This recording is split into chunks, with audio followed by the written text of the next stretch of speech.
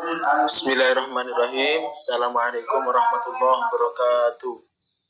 Kami dari kelompok 6 akan menyampaikan atau mempresentasikan makalah kami atau artikel kami dengan pembahasan model kerja dan struktur modal.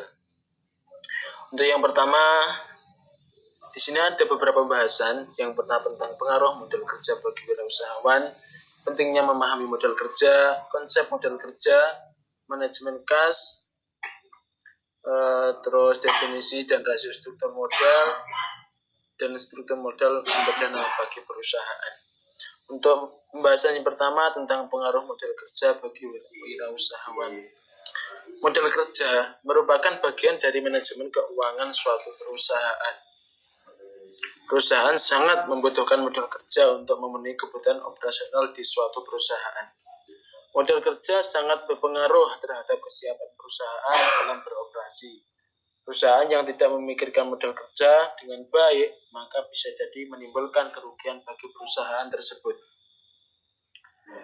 Model kerja merupakan manajemen keuangan jangka pendek, sehingga harus dianalisis dengan cepat dan efektif agar mendapat keputusan yang tepat. Model kerja harus bisa disesuaikan dengan kebutuhan perusahaan, dengan jangan sampai kekurangan atau kelebihan yang dapat mengakibatkan perusahaan menjadi rugi. Perusahaan juga harus memanfaatkan model kerja yang ada untuk keperluan jalannya perusahaan dengan baik dan maksimal.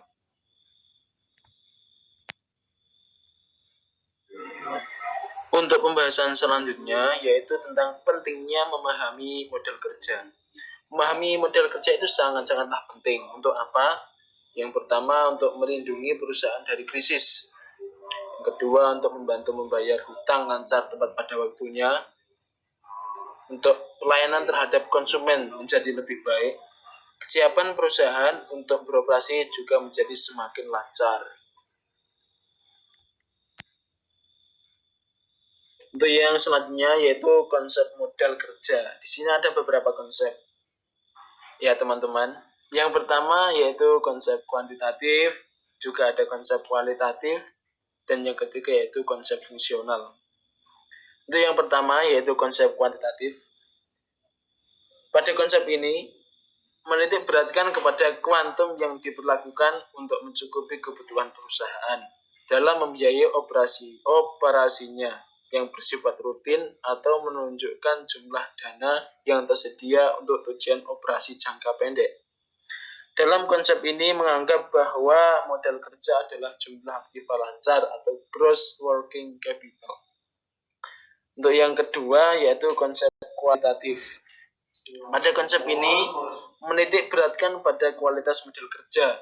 Dalam konsep ini pengertian model kerja adalah kelebihan aktiva lancar terhadap utang jangka pendek atau net working capital, yaitu jumlah aktiva lancar yang berasal dari pinjaman jangka panjang maupun para pemilik perusahaan.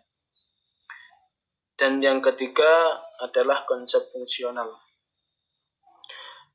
Perlu diketahui konsep ini menitik beratkan fungsi dari dana yang dimiliki dalam rangka menghasilkan pendapatan atau laba dari usaha pokok perusahaan. Untuk yang selanjutnya akan disampaikan oleh teman kita. Untuk yang selanjutnya adalah manajemen kas. Manajemen kas adalah suatu kumpulan kegiatan perkiraan, perencanaan, pengumpulan, pengeluaran, dan investasi kas dari suatu perusahaan agar dapat beroperasi dengan lancar. Untuk melaksanakan manajemen kas yang baik, ada dua aspek yang diperlukan, yaitu administrasi kas harian dan budget kas. Administrasi kas harian adalah suatu tertib administrasi penerimaan dan pengeluaran kas serta saldo akhir sehingga dapat disiapkan laporan kas yang up to date yang dapat memberikan informasi mengenai struktur penerimaan kas, pengeluaran kas, dan saldo kas terakhir pada saat diperlukan. Yang kedua, budget kas. Budget kas sangat diperlukan dalam menganalisa kegiatan perekonomian agar berjalan dengan baik dan lancar sesuai dengan tujuan yang diinginkan oleh perusahaan.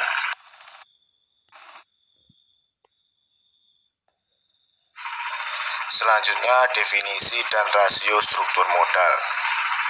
Struktur modal adalah perimbangan atau perbandingan antara modal asing dan modal sendiri.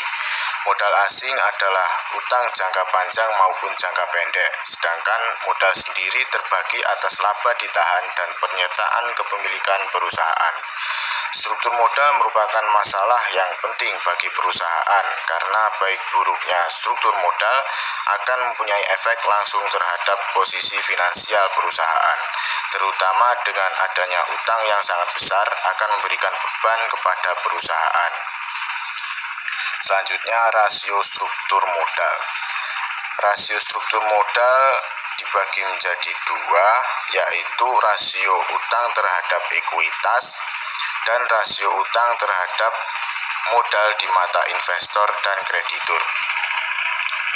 Rasio utang terhadap ekuitas membandingkan total liabilitas atau utang perusahaan dengan total pembiayaan dari ekuitasnya.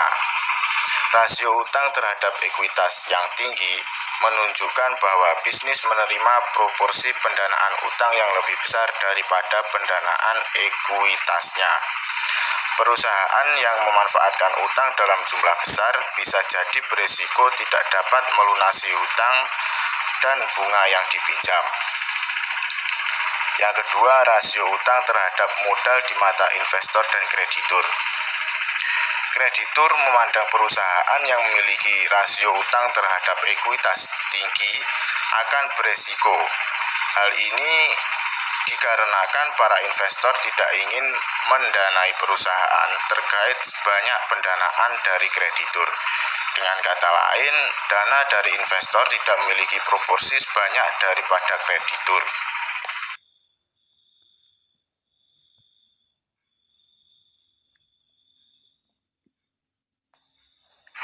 Yang selanjutnya, struktur modal sumber dana perusahaan.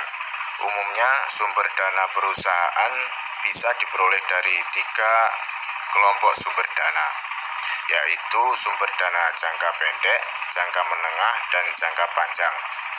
Yang pertama, sumber dana jangka pendek. Pendanaan perusahaan yang didapat dari sumber dana jangka pendek umumnya digunakan untuk modal kerja perusahaan. Dana yang diperoleh dengan skema ini harus dibayar atau dikembalikan dalam rentan waktu setahun buku akuntansi atau kurang. Tidak boleh lebih dari satu periode akuntansi. Yang kedua, sumber dana jangka menengah. Perusahaan yang sumber pendanaannya berasal dari sumber dana jangka menengah karena adanya keperluan yang ternyata tidak bisa dipenuhi dengan pendanaan jangka pendek, namun terlalu berlebih untuk didapatkan dengan skema pendanaan jangka panjang. Dalam kembalian sumber dana jangka menengah adalah lebih dari 1 tahun buku akuntansi dan tidak lebih dari 5 tahun buku. Yang ketiga, sumber dana jangka panjang. Manajer keuangan memilih menggunakan pendanaan jangka panjang umumnya karena perusahaan akan melakukan ekspansi usaha yang masif dalam skala perusahaan tersebut.